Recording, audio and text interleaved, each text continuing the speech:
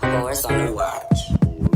Honey, how I feel sunlight on my face. Honey, how I feel the world out. Hey babes, hello. This is season 1, episode 1.1 of Blair Witch. So we're going to start where we left off. Hold on. Also, be sure to check out the playlist to make sure you didn't miss any episodes. Alright, so we started here. The next high-profile sighting of the Blair Witch would occur in 1825, when witnesses claimed to have seen the pale hand of an old woman reach out of the water of a local creek to drag a helpless girl under the surface. The girl was presumed to have drowned, but her body was never recovered. Yet another child was reported missing in 1886. The victim was miraculously recovered from Black Hill Forest by the second search party sent after her. However, the men who made up the child's first search party were not as fortunate. They were found tied together and stabbed to death on a large rock at the creek's edge.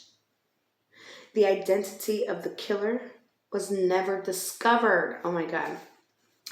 The witch seemed to lie dormant for over 6 years after the incident at the rock. However, tragedy would eventually strike the area once more when an eccentric hermit who made his home in Black Hills Forest confessed to the kidnapping of 8 children and murder of 7, claiming that the voice of an old woman had urged him to commit these crimes. Was this man a cold-blooded killer? Or could he have truly been compelled to kill by the Blair Witch herself?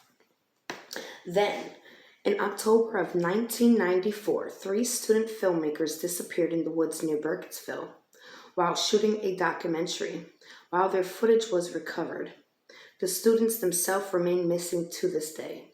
Merely 2 years after the students disappeared, a young boy believed to have been abducted and taken into the Black Hills Forest. His search party would not emerge unscathed. Scathed? I don't know what that word is. Or without grim and mysterious stories of their own to tell. While many locals still insist on the existence of the witch, some believe that a dangerous drifter is responsible for the most recent of these cases. That particular case hits closer to home for me than most of the gruesome incidents that haunt this town's history, since I was in high school when it happened. An interesting fact: hikers often found strange carvings on many of these forest older trees. For months after the case was closed, however, sightings of these carvings eventually died down. Isn't that strange? Shouldn't carvings on tree trunks have been more prominent than that? Said a local historian, Anthony. I saw symbols clear as day on the trunk of a big white tree, smack dab in the middle of the forest. Looked like wide open eyes and screaming mouths all jumbled up together. When I tried to show the tree to my wife, I couldn't find my way back to it, even though I hadn't gone more than 10 feet away. I stopped going into that forest altogether pretty soon after that. I couldn't shake the feeling that I was being watched by the carver.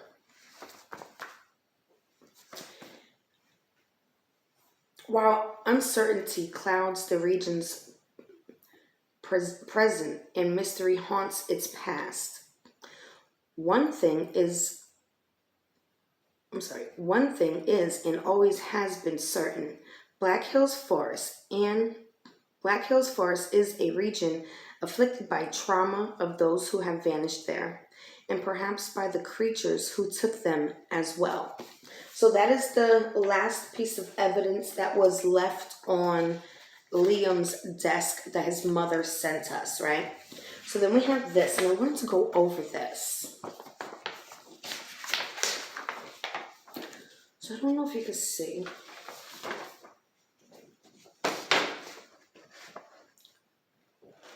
But this is a map. If you want to take a screenshot or something.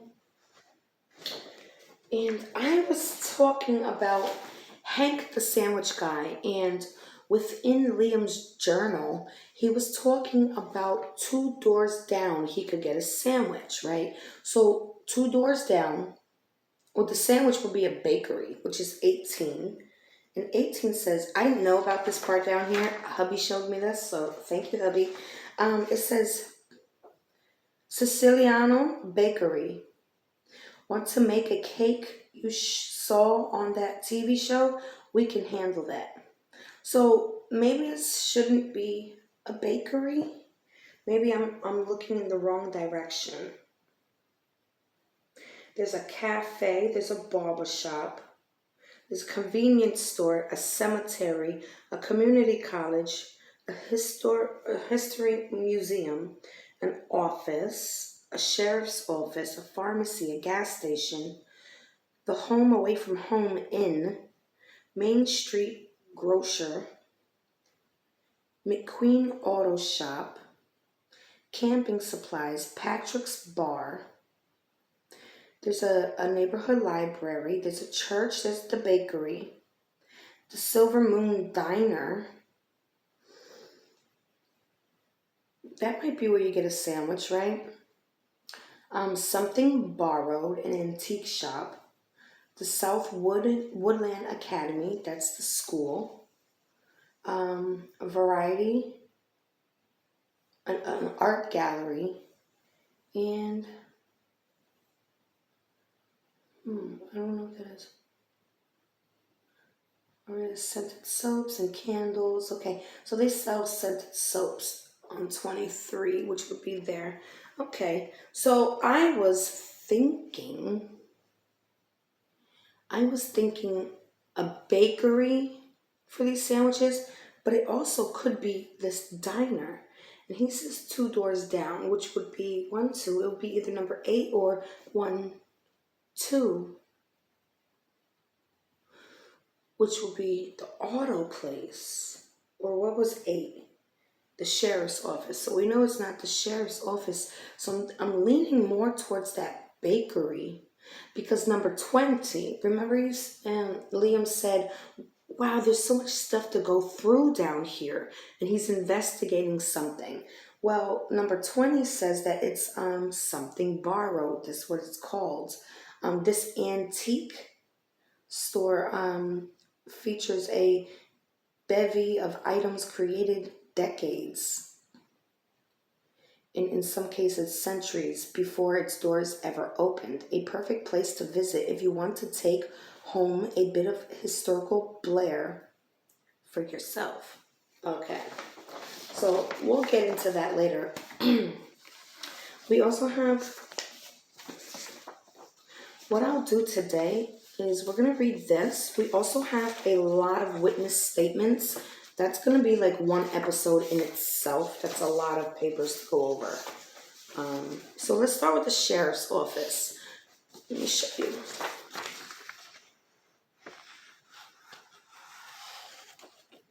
Okay. I should have wiped this. Hold on. Hi. Okay. Hi, Burkittsville Sheriff's Office. Are we still recording? Yes. Okay. At 2:30 p.m. on Tuesday, Sheriff Wesley Laning addresses the township regarding the case of a missing local teenager. The full transcript is provided below. Sheriff Lanning. Good afternoon, everybody. As you all know, a 15-year-old boy named Liam Kent was reported missing by his mother 3 days ago. At this time, we are unable to confirm his last known whereabouts. We have no reason to assume a crime has been committed. The press. This is Aubrey Bird with the Burkittsville Town Bugle. Sheriff Lanning, what do you say to the rumors that... Crosstalk, Sheriff Lanning. Lanning. Crosstalk, please. If there is a time, I will take questions at the end of my statement. Search parties to locate Liam Kent have been mobilized, and we have already recovered one of the boy's personal effects, which was found by a civilian on the northern sidewalk of Main Street. Highlight that. Okay. We're taking that as a very positive sign. If you have any information that will be of interest to our investigation, please come forward. I must urge you, however, not to use this opportunity to contribute to the spread of dangerous rumors and hearsay. I will now take questions. Miss Bird, the press. Some people are wondering if the case is being considered in relation to many of the previous disappearances that have historically been attributed to... Crosstalk, Sheriff Lanning. You're correct in pointing out that Burkittsville as a community has endured its fair share of incidents like this. And so I say this with full knowledge of what many of you must be thinking. Even if you have the good sense not to say it out loud, it is of the utmost importance that we keep ourselves calm, collective, and above all else, logical. I will not entertain any suggestions involving outdated superstitions, especially not when the case in front of us appears to be perfectly cut and dry already. Do not contact my office to provide details that might distract from the matter at hand. If we are able to keep our hands level, I'm confident that we will be able to locate Liam Kent and return him home. Thank you. Press. Sheriff, if I may, the former Sheriff Lanning, that is to say your uncle, apologies. I'm not quite sure how to phrase this. The former Sheriff Lanning led several high-profile searches in the 90s. How similar do you think that the search for Liam Kent will be to that investigation, considering that... Crosstalk, Sheriff Lanning. Thank you. That's all the time I have. Please address my office with any further questions. End of transcript. So that's what the police put out. We have an incident report here from the school that I want to go over, and we have a cutout from like a newspaper article. Incident report, South Woodland Academy. Now, I found out that just by what we did here and rewatching episode 1, that there is a woman within the magazine, Chelsea, that works here, as well as Miss Tan, which is Andrea Tan, which is Liam Kent's teacher. Okay, it says counselor, title counselor. So that's his counselor. Okay, Miss Tan is his counselor. So this is the incident report. Why don't you look at the top?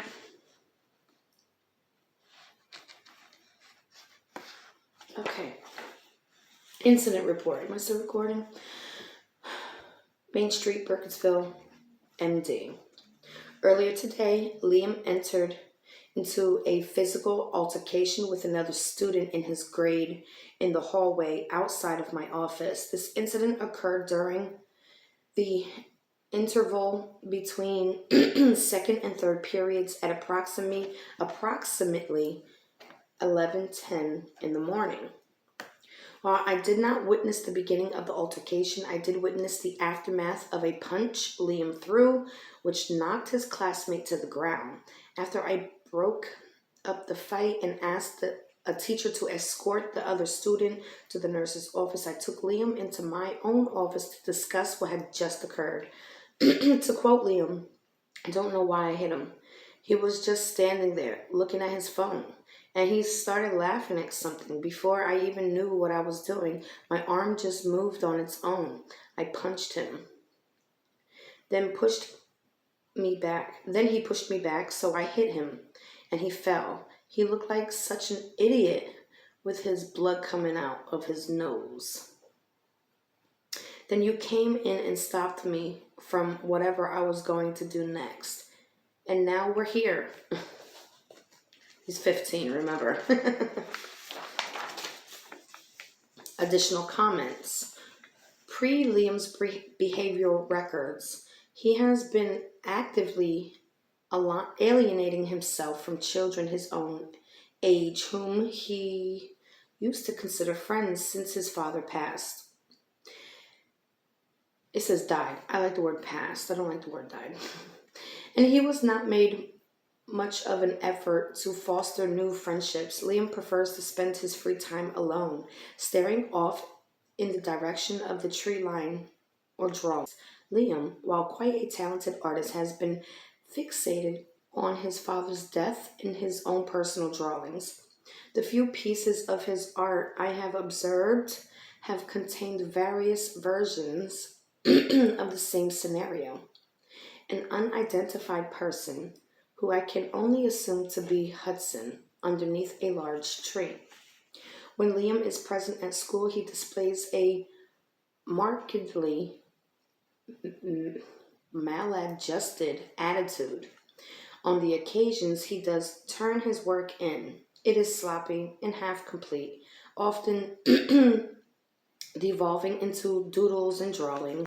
Liam struggles socially, limiting his interactions with other students to be bare minimum of what is required for group activities. Even when he does engage, he struggles to interact on both micro and macro levels, whether it be completion of a large-scale task or simply listening to instructions. On rare occasions, I have been able to get Liam to open up. He has confessed a bit more about his personal coping strategies, namely that being around Hudson's work makes him feel closer to his father. Hudson's work. I'm going to underline that.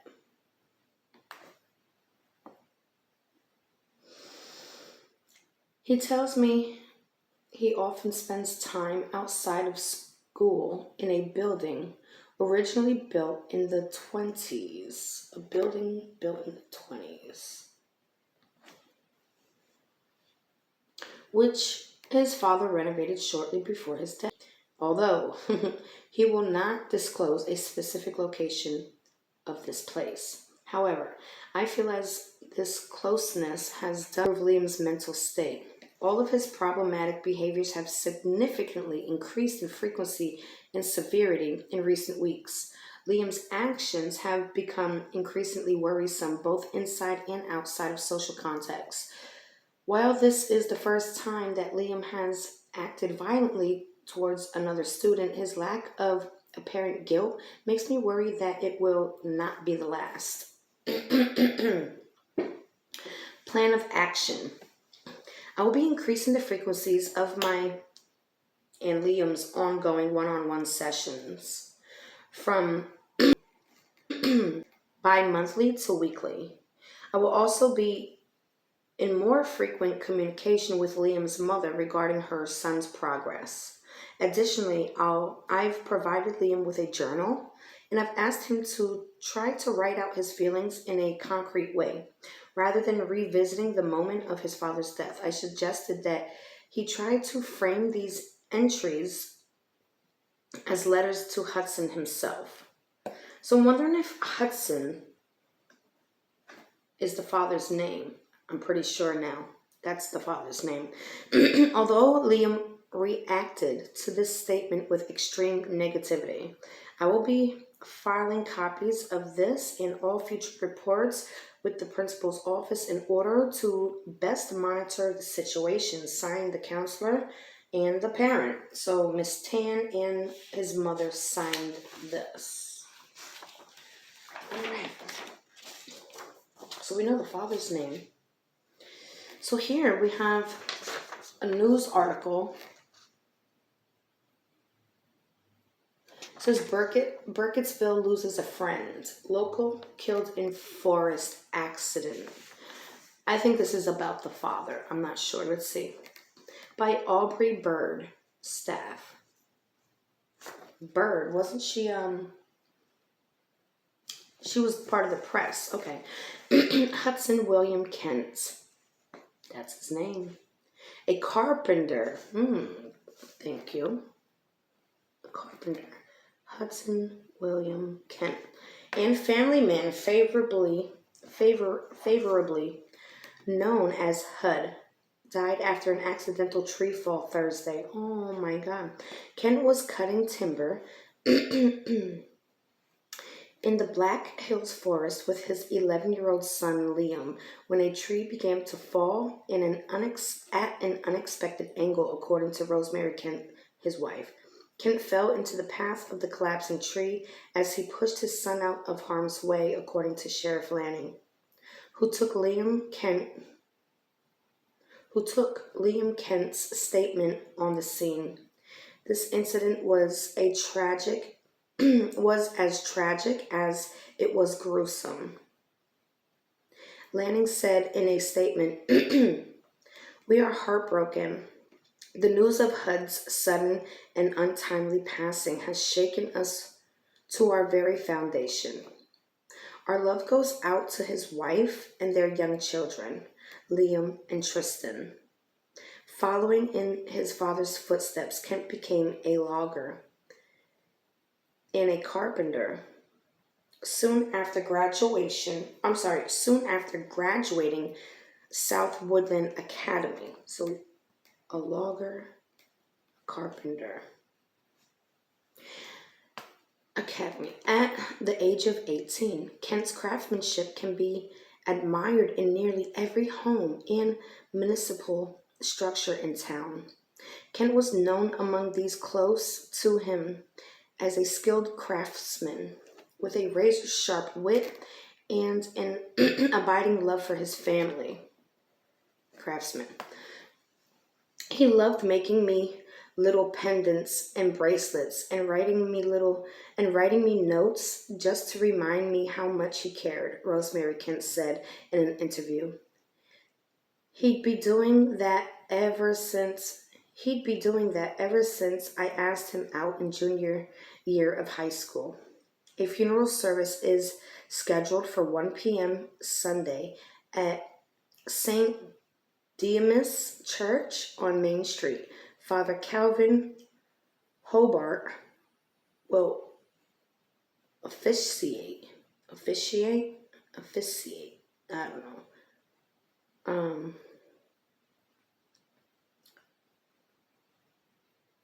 A funeral service is scheduled for 1 p.m. Sunday at St.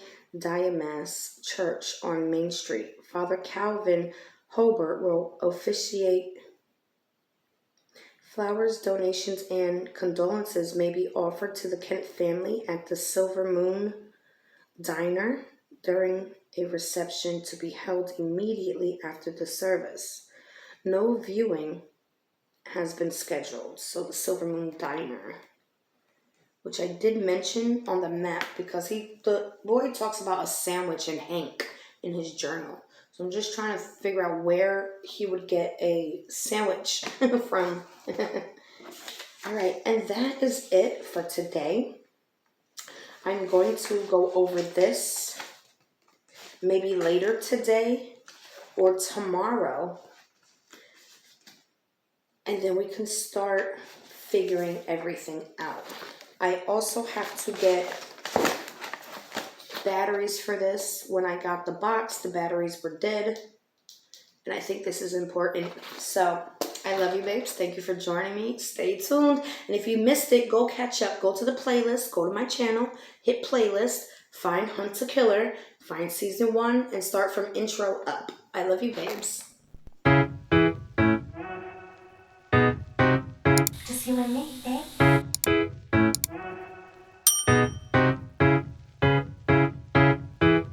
Just you and me.